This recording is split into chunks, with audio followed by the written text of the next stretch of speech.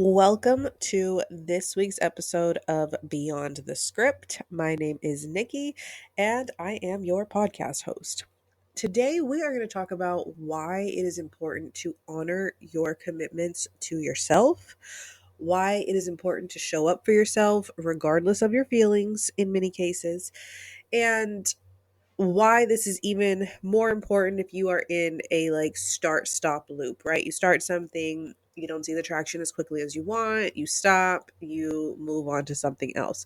Now, bear with me. I am sick with some type of head congestion today. You're probably going to hear me sniffling a little bit. You're probably going to hear me sneezing. And this is actually what prompted today's episode because it's Tuesday. And as you know, if you've been listening for a while, I drop a Beyond the Script episode every single Tuesday, regardless, right? Now, I did not prepare for a head cold this week, okay? If I knew I was going to get sick, I would have recorded this on Friday and published it today. But I did not know that. So here we are. But this is what, like I said, this is what prompted the episode.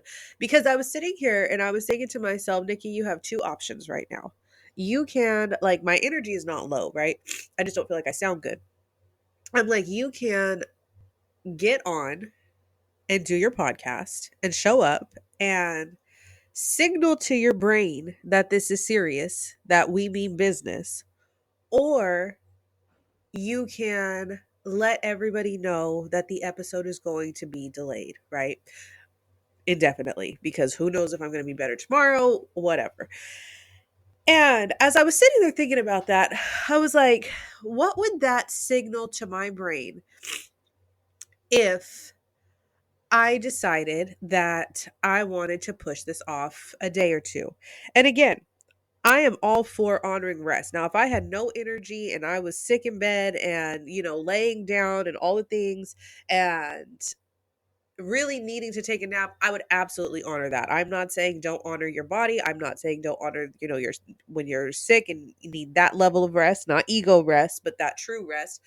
I'm not saying not to do that. But as I'm sitting here and I'm already working on other things, I'm like, this is our Tuesday task. This is a Tuesday task to get these episodes out, okay?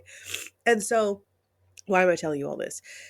Think about the excuses that you make in your life when it comes to your own commitments. Like, genuinely think about it. Take a moment and sit and think about a time that you had a commitment and you let small things get in the way of that commitment. You let micro things throw you off and you let it happen often. I'll give you an example. Once upon a time, back in the day, I used to drink a lot. I used to be like a daily drinker, right? And I would get things done. Don't get me wrong. Like, I was functioning. I was very still had goals and achievements and all these things. But I was the type, I would end every single evening with a couple drinks, okay? So I was taught to not let hangovers affect what it is you're meant to be doing the next day, because that's a self-inflicted thing, right? Nobody made me drink. However, I would use it as an excuse sometimes, but I would lie to myself. Okay, I would lie to my brain, well, lie to myself, and I would say, because I didn't drink more than usual, I would say, well, I'm not hungover, I'm just tired today, right? I'm just feeling sleepy today. And so I would push things off. I would not get things done. And the excuse that I had was I was too tired. But really, it was like a self inflicted thing. And so I bring this up because I want you to think about the excuses that you make. When is a time that you woke up? Maybe you didn't get enough sleep. Maybe it doesn't even have to be alcohol related. Maybe you stayed up late watching Netflix, right? You know that you're going to be tired the next day, or you stayed up late scrolling on your phone, or you stayed up late just whatever, right? Like self-inflicted type of thing.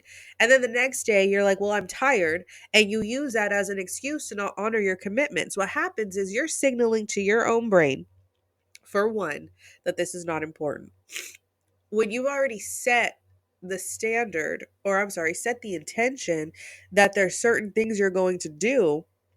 and you don't do them, you're also not building your own self-trust. And so what happens is, subconsciously speaking, you begin to not trust yourself.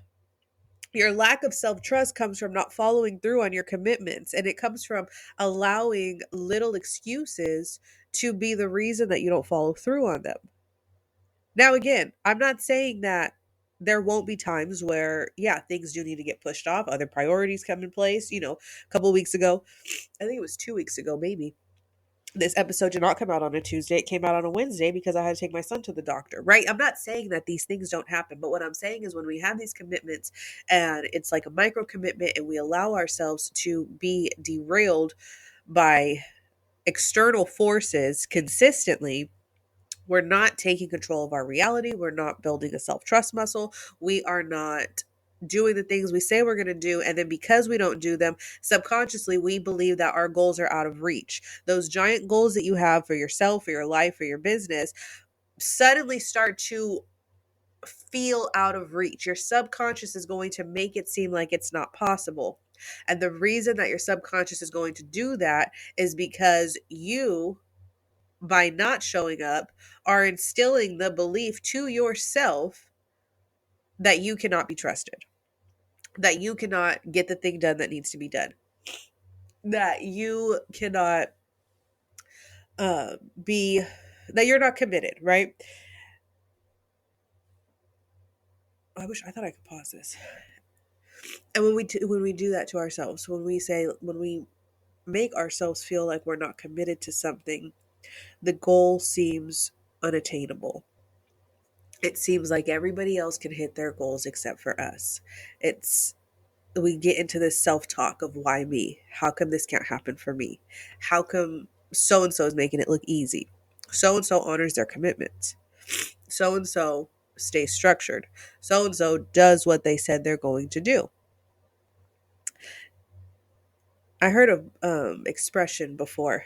It was somebody in the fitness industry, and I don't remember who it was, and I don't even have this verbatim, so grain of salt here. But they had said how, they're committed to working out every single day, and sometimes the workout's going to be bad, right? Sometimes it's just going to be a 15-minute workout, but the commitment still is within them, and it's still, they're still showing their brain that, hey, it's not going to be that good today, but we're committed to this. We're still going to show up and do this, right? And so that's why I tell you, some days are not going to be as good. This podcast episode is not, listen, I hear how I sound. I don't have any notes.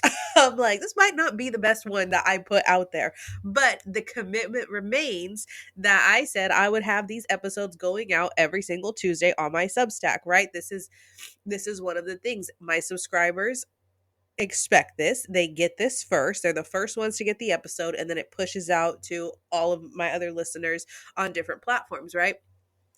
But this is the commitment. And so this might be a week where they listen and they're like, Nikki, this was just not the best. And that's okay. That's okay. Because I know that I'm not 100%, but I also know that I'm not so sick that I can't I can't pull out a microphone and talk a little bit. So I'm going to leave you with this. I'm going to leave you with a little journaling prompt, actually. What I want you to do is, I want you to write out your top 3 goals, right? What are your top 3 commitments that you either had in 2025 or that you're intending for 2026? I want you to write out your top 3. Actually, do 2025, because this is going to prep you for 2026. So write out your top 3 intentions for 2025. When you write out what your intentions were, what your goals were, in terms of showing up, I don't want, like, I'm not talking monetary, like I'm going to make this much money, blah, blah, blah. No, I want you to think about the showing up process. Write that out and give yourself a rating, like a grade letter score on how you showed up for that. Next to that, give yourself a grading on how often you let your excuses show up for that. So which grade is higher here? Okay. If your excuses grade is higher, I want you to write out why. what were the top excuses that you gave yourself, right? What were the topics? Because we have to acknowledge what it is. For me, I used to, like I said, my biggest excuse was I'm tired or nobody's listening or you know what I mean, different things like that. So write out what your top excuses were. And I want you to, when you write out what your top excuses were, I want you to really sit with it and to ask yourself if these were valid. And if you think they were valid, if you think, yes, I had valid reason that this did not get done, I want you to take it a step further and do an intuitive writing prompt because that's going to really tell you if it was valid or not. And so if you think, yes, these excuses were absolutely valid, you know, XYZ happened and stuff like that, I want you to then set your timer for like 5 to 10 minutes, take your excuse and say this excuse, write it out, right? The I'm too tired excuse was valid because, and I want you to start to write for 5 to 10 minutes without stopping all of the reasons why it was valid, because what's going to happen is you're going to either a see the true beliefs that are going on beneath the surface of why you thought it was valid and what you're reinforcing, or you're going to b see that it is not true, that you've been playing your own little ego tricks with yourself, and then you can restructure it for 2026. Okay, 2026 is starting right now. What is the date today? Today is December 9th. It is my half birthday. 2026 is basically starting right now. If you want to have a better 2026 than you had in 2025, then you absolutely need to be creating new habits today, setting new intentions today, embodying what you actually want to embody today. And in order to do that, you have to let go of your old habits, let go of your excuses, and really, you know, rebuild that self trust muscle to prove to yourself why you're capable of all the things that you want to be capable of. With that, I am signing off on this episode. I am going to go take some Dayquil. Thank you to those who have tuned in. If you did find value in this, of course, share it with somebody else. Share it with a friend who's in a start-stop cycle. Share it with somebody who is sitting here and is like, where the heck did the year go? I feel like I didn't get anything done. And give them the writing prompts that I gave you. For more like this, subscribe to my Substack at Nikki Lynn Mayo. I do have a free subscription option inside of the creator edit. That is where we talk about intuition, identity, story selling, and turning your lived experience into a digital offer. If you are interested in working with me one-on-one inside of the Experience to Income VIP, send me a DM. You can send me a DM pretty much on any social platform. Substack is the best. All my handles are at Nikki Lynn Mayo. And I will talk to you all next week with a much better voice.